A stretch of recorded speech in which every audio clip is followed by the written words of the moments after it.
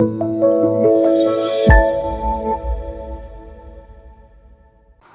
നമ്മളുടെ cell the unit of life എന്ന് പറയുന്ന ചാപ്റ്ററിൽ ഒരുപാട് ക്വസ്റ്റ്യൻസ് പല രീതിയിൽ ചോദിക്കാറുണ്ട്. ആൻഡ് അതേപോലെ ഒരു ഇമ്പോർട്ടൻ്റ് ആയിട്ടുള്ള ടോപ്പിക്കാണ് പ്ലാസ്റ്റിഡ്സ്. ഈ പ്ലാസ്റ്റിഡ്സിനെ നിങ്ങൾ വേറൊരു സ്ഥലത്തൂടെ കേട്ടിട്ടുണ്ട്. അതായത് നമ്മൾ ബയോളജിക്കൽ ക്ലാസിഫിക്കേഷൻ പഠിച്ച സമയത്ത് പ്ലാസ്റ്റിഡ്സ് ചില പിഗ്മെൻറ്റ്സ് അല്ലെങ്കിൽ ചില സെൽ ഓർഗനൽസ് പ്ലാന്റ്സിലും യൂഗ്ലീനയിലും മാത്രമേ ഉള്ളൂ എന്ന് നമ്മൾ പഠിച്ചിട്ടുണ്ട്. അങ്ങനെ ഒരാളാണ് നമ്മളുടെ plastids. And these plastids are found in plant cells and in euglenoids. Okay, യൂഗ്ലിനോയിഡ്സിലും പ്ലാന്റ് സെൽസിലും മാത്രം കാണുന്ന ആൾക്കാരാണ് പ്ലാസ്റ്റിഡ്സ്. ആൻഡ് ഈ പ്ലാസ്റ്റിഡ്സിൽ അവർക്ക് എന്തുണ്ടാവും? സ്പെസിഫിക് പിഗ്മെൻറ്റ്സ് ഉണ്ടാകും. ഈ പിഗ്മെൻറ്റ്സ് എന്ത് ചെയ്യും? അവർക്ക് ഓരോ കളർ കൊടുക്കും. ഓക്കെ, അങ്ങനെ കളർ കൊടുക്കുന്ന ഒരുപാട് പിഗ്മെൻറ്റ്സ് ഉള്ള ഒരു സെൽ ഓർഗനിൽ കൂടിയാണ് നമ്മളുടെ plastids. Okay, so they bear some specific pigments thus imparting specific colour to the plant. Okay, അപ്പോൾ ഓരോ പിഗ്മെൻറ്റിനനുസരിച്ചായിരിക്കും പ്ലാന്റിന് എന്ത് കിട്ടുന്നത്?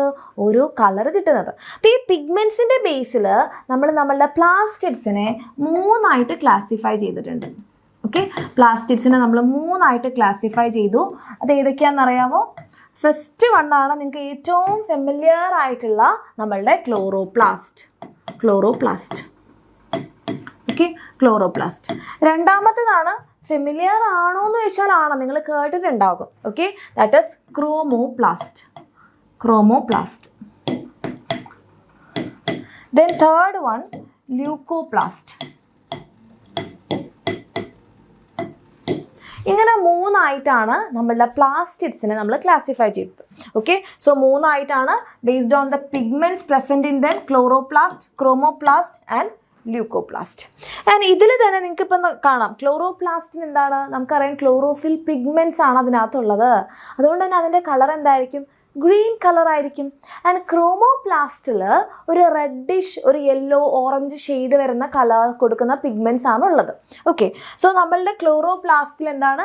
Contain chlorophyll and carotenoid pigments which are responsible for trapping light. ലൈറ്റിനെ ട്രാപ്പ് ചെയ്തിട്ട് എന്തുണ്ടാക്കുന്നുണ്ട്? അതിനെ കെമിക്കൽ എനർജിയൊക്കെ ആയിട്ട് മാറ്റുന്ന നമ്മളുടെ ഫോട്ടോസിന്തസിസ് നടക്കുന്ന പിഗ്മെൻറ്റ്സ് ആണ് ഇത് ക്ലോറോഫിൽ. ഈ ക്ലോറോഫിൽ ഉള്ള ആൾക്കാരാണ് ക്ലോറോപ്ലാസ്റ്റ്.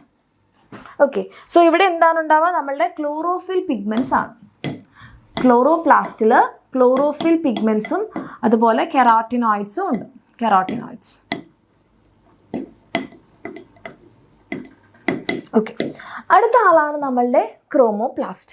ക്രോമോപ്ലാസ്റ്റിൽ സാന്തോഫിലും കെറോട്ടീൻസും ഉണ്ട്. ഓക്കെ, സാന്തോഫിൽ പിഗ്മെൻറ്റ്സും കെറോട്ടീൻസും ഒക്കെ കൂടി ചേരുമ്പോഴാണ് ഒരു യെല്ലോയിഷ് ആയിട്ടുള്ള ഒരു ഓറഞ്ച് റെഡ് ഷെയ്ഡൊക്കെ വരുന്നത്. അപ്പം നമ്മളുടെ പഴങ്ങളൊക്കെ പഴുക്കില്ലേ, അപ്പോൾ ആദ്യം അതിനെന്തായിരിക്കും? ഒരു ഗ്രീൻ കളറായിരിക്കും അല്ലേ?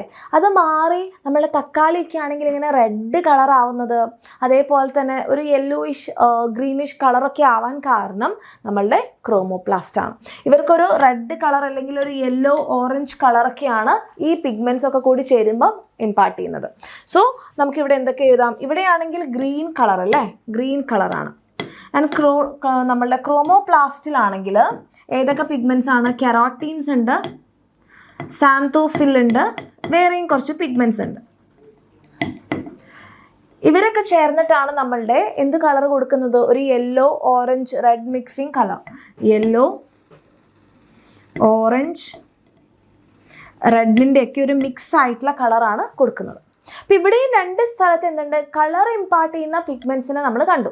പക്ഷേ ല്യൂക്കോപ്ലാസ്റ്റ് കളർ ഇല്ല. കളർലെസ് ആയിട്ടുള്ള പ്ലാസ്റ്റിഡാണ് നമ്മളുടെ ല്യൂക്കോപ്ലാസ്റ്റ്. കളർലെസ് പ്ലാസ്റ്റിഡ് ആണ് നമ്മളുടെ ല്യൂക്കോപ്ലാസ്റ്റ്. അപ്പോൾ എന്തായിരിക്കും ഇവരുടെ ഫംഗ്ഷൻ? ഇവർ രണ്ടുപേരും കളർ കൊടുക്കുന്നുണ്ട്. ആൻഡ് ചില ആൾക്കാർക്ക് ഫോട്ടോസിന്തസിസിൽ റോൾ ഉണ്ട്. പക്ഷേ ഇവർക്ക് കളർ കൊടുക്കുന്ന ഒരു പിഗ്മെൻറ്റും അവരിൽ ഇല്ല. പിന്നെ അവരുടെ ഫംഗ്ഷൻ എന്തായിരിക്കും? ഇവരൊരു ഫംഗ്ഷൻ ചെയ്യാത്ത ആൾക്കാരാണോ? അല്ല, ഇവരുടെ ഫംഗ്ഷൻ സ്റ്റോറേജ് ആണ്.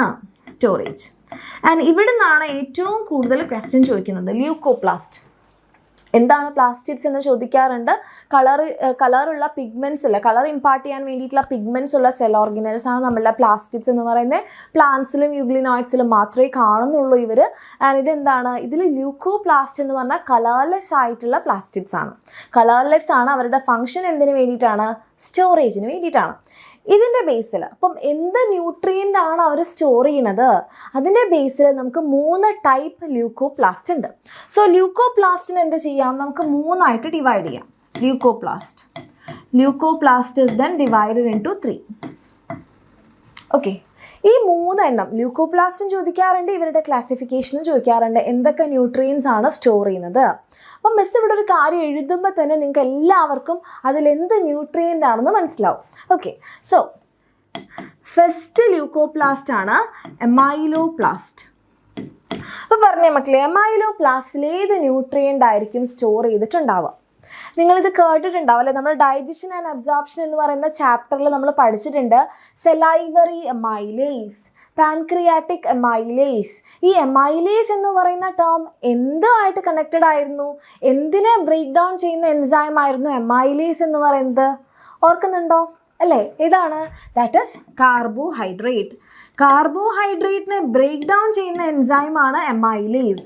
അപ്പോഴേ മിസ് പറഞ്ഞിട്ടുണ്ടായിരുന്നു ഈ എമൈലോ എന്ന് പറയുന്ന ടേം കാർബോഹൈഡ്രേറ്റുമായിട്ട് കണക്റ്റഡ് ആണ്. സോ എമൈലോപ്ലാസ്റ്റിൽ കാർബോഹൈഡ്രേറ്റ് ആണ് സ്റ്റോർ ചെയ്യുക. ഓക്കെ, ഇനി അടുത്തത്. ഇപ്പോൾ നമ്മൾക്കറിയാം നമ്മളുടെ ബോഡിയിൽ നമുക്ക് ഒരുപാട് ന്യൂട്രിയൻസ് വേണം അല്ലേ? അപ്പോൾ അതിൽ ഏറ്റവും ഇമ്പോർട്ടൻ്റ് ആയിട്ട് വേണ്ട അല്ലെങ്കിൽ മേജർ എമൗണ്ടിൽ വേണ്ട ഒരു ന്യൂട്രിയൻ്റ് ആണ് കാർബോഹൈഡ്രേറ്റ് അല്ലേ? നമ്മൾ ന്യൂട്രിയൻസിൻ്റെ ഒരു ചാർട്ട് എടുത്തു കഴിഞ്ഞാൽ അതിൽ എന്താണ് 50% നമുക്ക് കാർബോഹൈഡ്രേറ്റ് വേണം. അത് കഴിഞ്ഞാൽ ഏറ്റവും കൂടുതൽ വേണ്ട ന്യൂട്രിയൻ്റ് ഏതാ? കാർബോഹൈഡ്രേറ്റ് കഴിഞ്ഞാൽ പിന്നെ നമ്മളുടെ ഒരു മേജർ ന്യൂട്രിയൻ്റ് എന്ന് പറയുന്നത് ഏതാണ്? കിട്ടിയിട്ടുണ്ടാവുമല്ലോ അല്ലേ? നമ്മളുടെ കാർബോഹൈഡ്രേറ്റ് കഴിഞ്ഞാൽ പിന്നെ നമ്മൾ പറയും നമുക്ക് ഏറ്റവും കൂടുതൽ വേണ്ടത് പ്രോട്ടീനാണ്.